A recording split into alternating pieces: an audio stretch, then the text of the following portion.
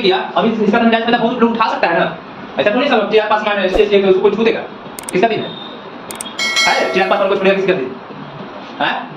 मांझी को छूनेगा किसका दिन है? लेकिन इसे तो छू देगा, इसे चाहेगा छू देगा।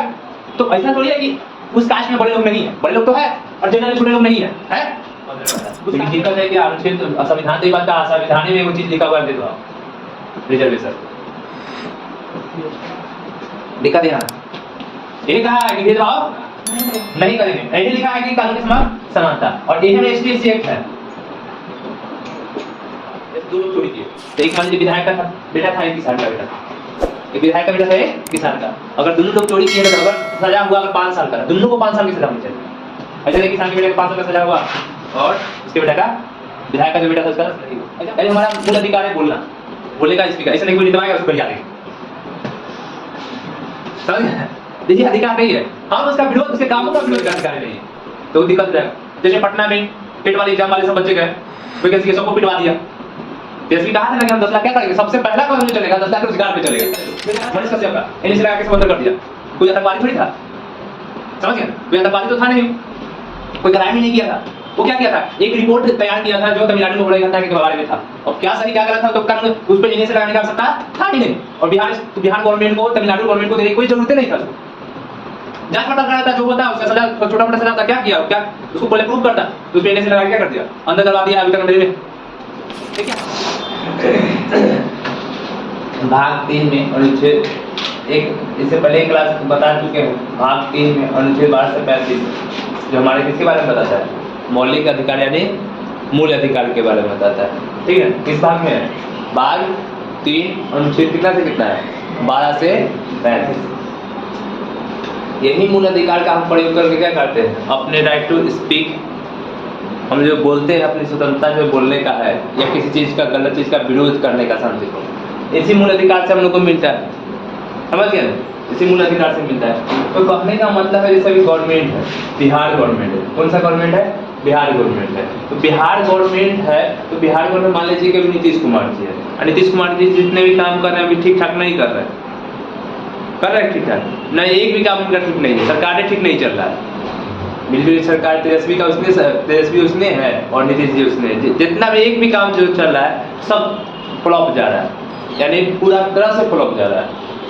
अब फ्लॉप जा रहा है, अब कोई आदमी उसका विरोध करेगा, ये तो राइट है ना विरोध करने का, तो राइट है विरोध करने का। अगर विरोध करेगा और विरोध करेगा तो कहता है कि हो सकता है कि हमको बिना कुछ रीजन के अंदर करवा सकते, ऐसा भी तो हो सकता है ना, क्योंकि सरकार तो उसके हाथ में है, कानून भी किसके हाथ में है, उसी के हाथ में है, समझ गए? तो हो सकता है ऐसा कुछ नियम ला दे कि हमारे मौलिक अधिकार का हनन हो जाए। हनन मतलब समझते हैं, हमारे राइट टू स्पीक का हनन कर दे, या हमारा जो विरोध प्रदर्शन करने का जो राइट मिला है संविधान से उसको क्या कर दे, खत्म कर, कोई राज खत्म कर दे। अगर ऐसा हमारे संविधान में रहता तो फिर दिक्कत ना था, कोई भी गवर्नमेंट आता और अगर कोई विरोध करता उसका राइट टू स्पीक या राइट टू क्या कहते हैं उसको, विरोध करने का जो अगेंस्ट में पार्टी का कुछ बोलने का, उसको क्या कर देता, हटा देता, कोई भी सरकार हटा देता।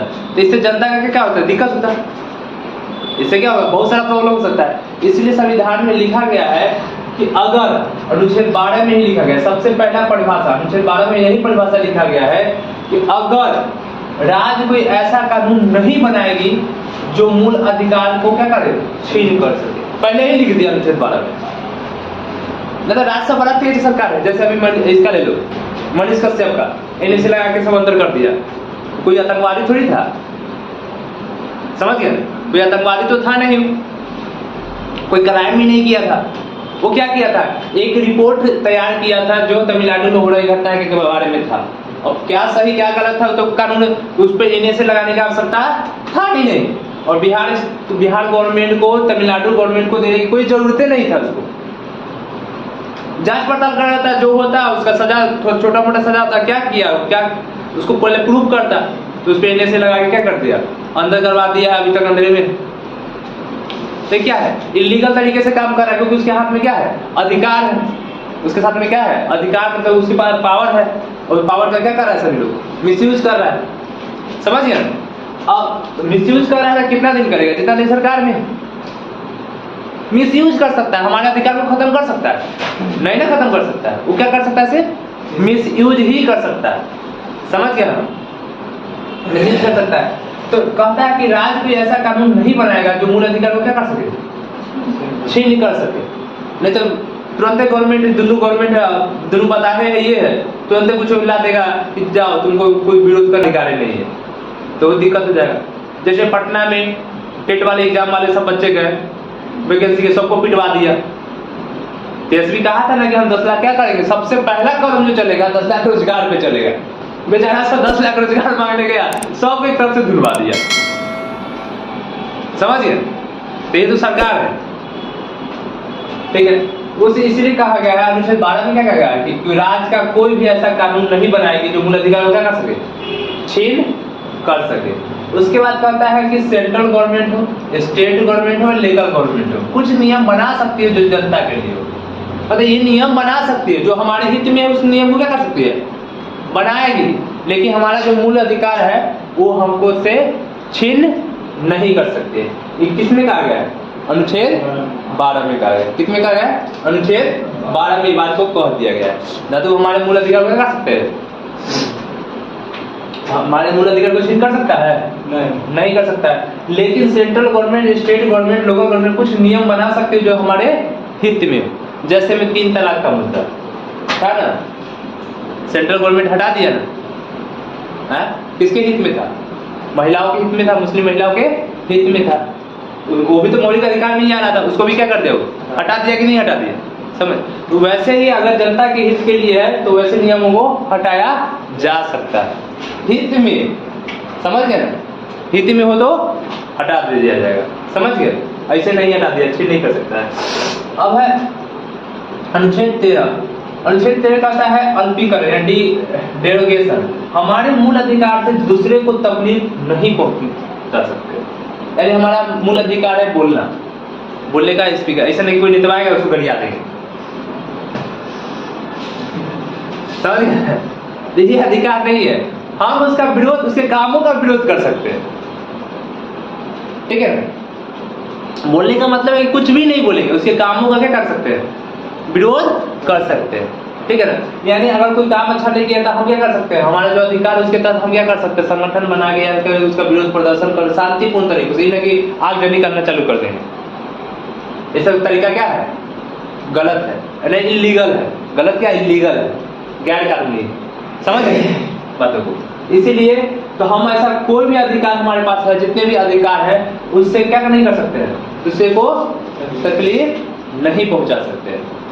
समझ गए, लेकिन तकलीफ तो पहुंचाते हैं लोग, जैसे STC एक्ट में कुछ हद तक तो सही है, लेकिन जब इसी में मिसयूज भी होता है, मिसयूज भी हो जाता है, तनका नहीं, बहुत ज्यादा मिसयूज होता है। बाद में पता चलता है कि जा तो भाई ऐसा था ही नहीं, तो मैटर कुछ और था, ठीक है।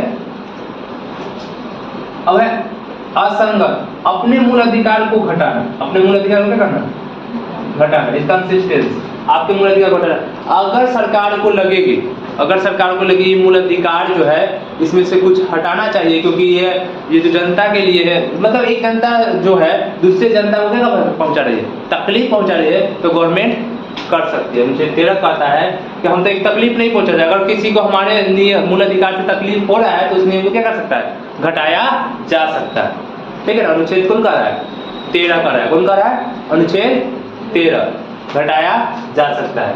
जैसे 3 तलाक का मुद्दा देखना लो, उससे महिलाओं को तकलीफ था ना, सुप्रीम कोर्ट गई ना महिला सब, और सुप्रीम कोर्ट ने डिसीजन दिया कि भाई इसको हटाइए, क्योंकि इससे क्या हो रहा है, किसी दूसरे का मूल अधिकार का हनन भी तो हो रहा है, दूसरे को तकलीफ भी तो पहुंच रहा है, ठीक है। इसलिए अनुच्छेद 12 में पहले ही कह दिया है कोई ऐसा कानून, राज्य कोई ऐसा कानून नहीं हुआ जिससे मूल अधिकार का क्या हो, छीन हो सके, या लोकल गवर्नमेंट या कोई भी गवर्नमेंट हो जनता के हित में कुछ नियमों को बना सकती है। जैसे कोरोना में देखिए नियम बनाया था ना गवर्नमेंट ने, आपको क्या करना है, मास्क पहन के निकलना है, बिन मास्क का मार्केट नहीं निकलना है, 2 गज की दूरी बना के रखना है, बाइक पर या कहीं पे चलेंगे तो एकल सिंगल आदमी चलेंगे। कोरोना में था ना, नियम बना था ना, तो किसके हित के लिए बना था, जनता के हित के लिए बना था ना। उस समय हम कहते कि नहीं हमारा मूल अधिकार है कि हम कहीं भी जा सकते हैं, कई आदमी से जा सकते हैं, तो थूड़ देता था के, समझिए बात को। तो उसके हमारे हित के लिए वो ऐसा कर सकता है। लाइन में भी लगता था, देखना एक लाइन यहाँ पे तो एक लाइन वहाँ पे पार के लाइन में लगाता था, ठीक है ना। मास्क पहनना नेसेसरी कर दिया था, क्योंकि किसके हित में था? जनता के और राष्ट्र के हित में था। जनता और राष्ट्र के हित में जो काम होगा वो गवर्नमेंट कर सकती है, समझ गए। अब आ जाते हैं क्या कहते हैं, समता या समानता का अधिकार। समता या समानता का अधिकार अनुच्छेद कितना से कितना है?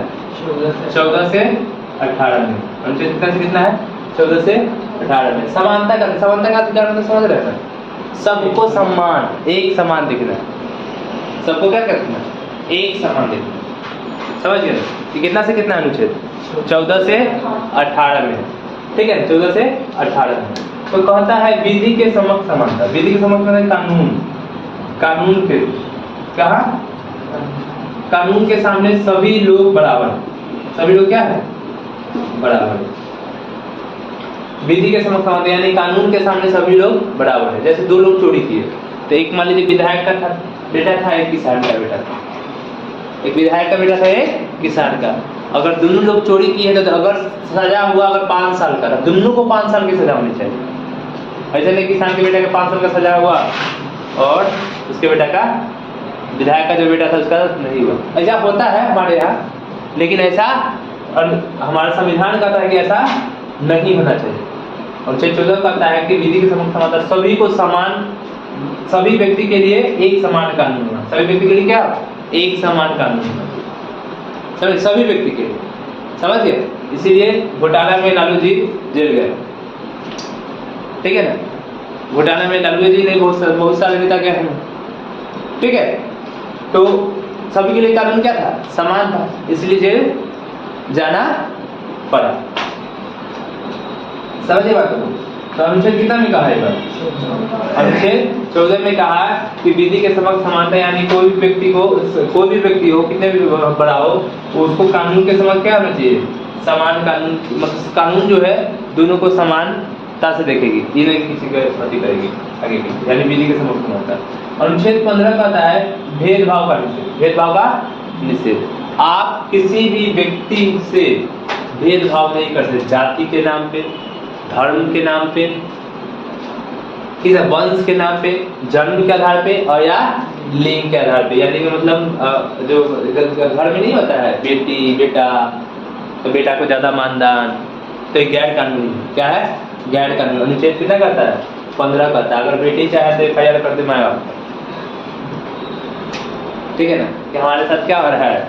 भेदभाव हो रहा है, बेटवा को बड़का स्कूल में, हमको छोटा स्कूल में पढ़ाया जाता है। या धर्म के आधार पर, अगर कोई आदमी है 2 कैटेगरी का है, अगर आप मंदिर में जाना चाहें, मुस्लिम कोई मंदिर में जाना चाहे तो जा सकता है, आप उसको रोक नहीं सकते, कहीं आने जाने से नहीं रोक सकते। किसको? क्योंकि अनुच्छेद 15 कहता है किसी नाम धर्म के आधार पे आप नहीं कर सकते, या जाति के आधार पे भी आप भेदभाव नहीं कर सकते, ठीक है ना। कोई भी जाति है उसके साथ भेदभाव नहीं करते, वंश के आधार पे नहीं कर सकते, ठीक है ना, कि तुम इस वंश का है, ये है फलना है, इसके आधार पे, जन्म के आधार पे भी नहीं कर सकते, ठीक है ना। सब गैर कानूनी। अनुच्छेद कौन कहता है? 15 कहता है। लेकिन दिक्कत है कि अनुच्छेद तो संविधान तो ये बात का, संविधान में वो चीज लिखा हुआ है भेदभाव, रिजर्वेशन। दिक्कत यहाँ ये कहा है कि भेदभाव नहीं करेंगे। यही लिखा है कि कानून के समक्ष समानता, और यही में ST/SC एक्ट है।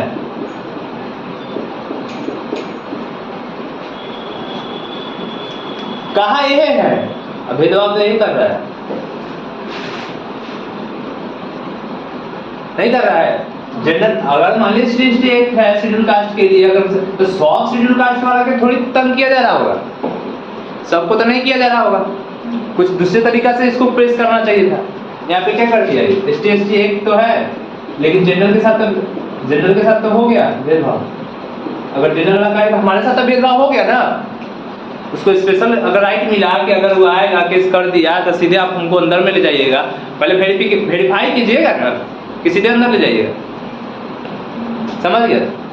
मारपीट किया तो मारपीट दोनों तरफ से नहीं हुआ होगा, अगर वो मारा तो हम ही मारे होंगे, हम मारे हैं तो वो भी मारा होगा, ऐसा तो नहीं उसके बाद 2 हाथ नहीं है वो नहीं मारा होगा, ठीक है।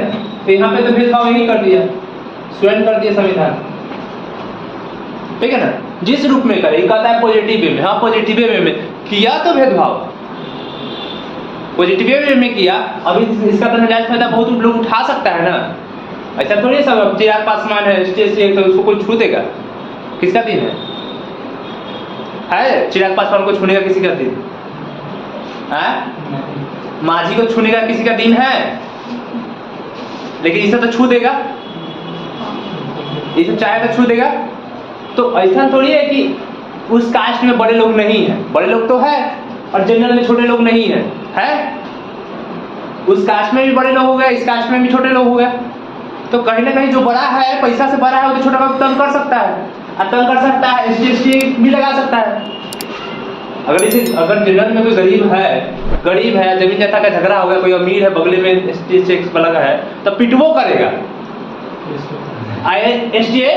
एसटी लगावो कर रहा है। कितना घटना तो हो ही चुका है, बाद में पता चलता है कि तो घटना था ही नहीं। इसका नजायज फायदा आराम से आदमी उठा सकता है, समझ गए। तो यहाँ पे इसी को पॉजिटिव वे में लिया गया, किसके वे में? पॉजिटिव में। तो ये तो सही है, अगर किसी के साथ हुआ है तो उसको डायरेक्ट, अगर किसी के साथ ऐसा होता है तो उसको डायरेक्ट जेल होना चाहिए। लेकिन यहाँ पे इसमें इम्प्रूवमेंट करके कुछ पहले वेरिफिकेशन करना चाहिए गवर्नमेंट को, कुछ दिन का समय लेना चाहिए, वेरीफाई करना चाहिए गलत है या सही है, उसके बाद जेल भेज दे, जो गलत है उस पर जो सजा देना है दे दे, समझिए। लेकिन डायरेक्ट करना ये गलत है। तो यहाँ पे इस विधि के समान समानता तो बोला, लेकिन स्वयं यह गलती कर चुका है संविधान में, ठीक है ना। अब है अनुच्छेद 15 में कहा है भेदभाव का निषेध। तो भेदभाव धर्म जाति के आधार पर नहीं करना चाहिए, स्वयं लिखा है, लेकिन यही तो कर रहा है, जाति के आधार पर भी कर रहा है, लिंग के आधार पर भी कर रहा है। कैसे कर रहा है तो देख लीजिए भेदभाव। अब रिजर्वेशन का है पॉजिटिव वे, रिजर्वेशन अच्छी चीज है, जो गरीब है उसको उठाने के लिए रिजर्वेशन जरूरी है, तो गरीब एक पॉजिटिव वे में है और अच्छी चीज है। तो जो गरीब है उसको मिलना चाहिए, उसका हक मिलना चाहिए, देश को दिया है तो उसका हक मिलना चाहिए।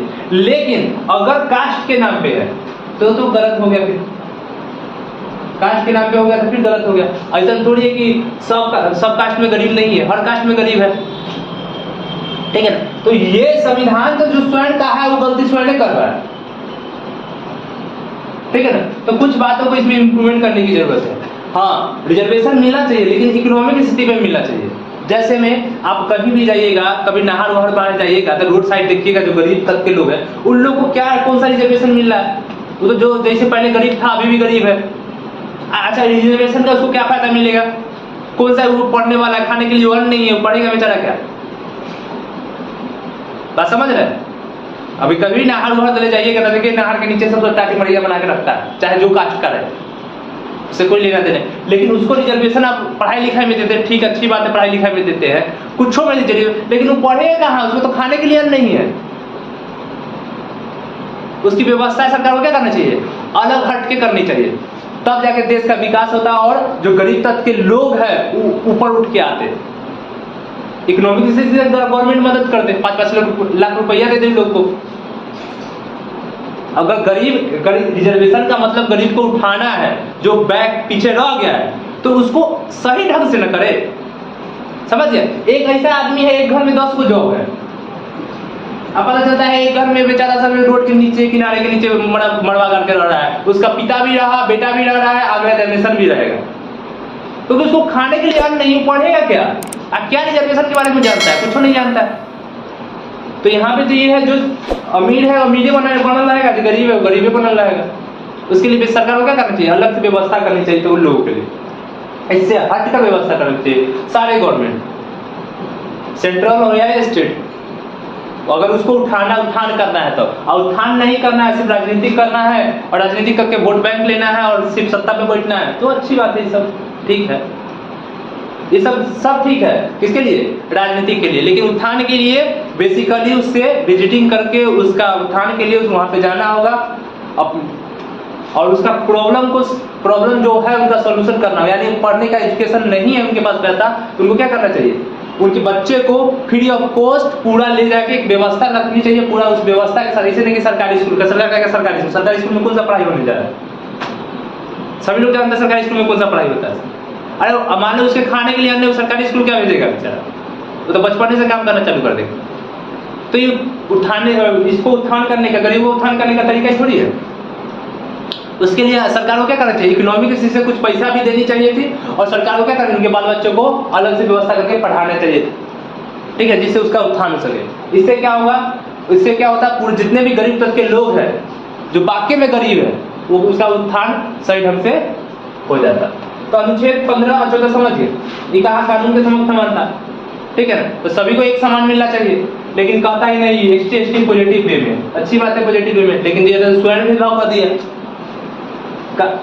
संविधान स्वयं भेदभाव कर दिया, ठीक है ना। और फिर अनुच्छेद 15 कहता है भेदभाव करने से धर्म जाति इसके किसी के आधार पर नहीं करना चाहिए, ये कहता है, स्वयं कहता है, और स्वयं यहाँ रिजर्वेशन कर दिया, समझ गए।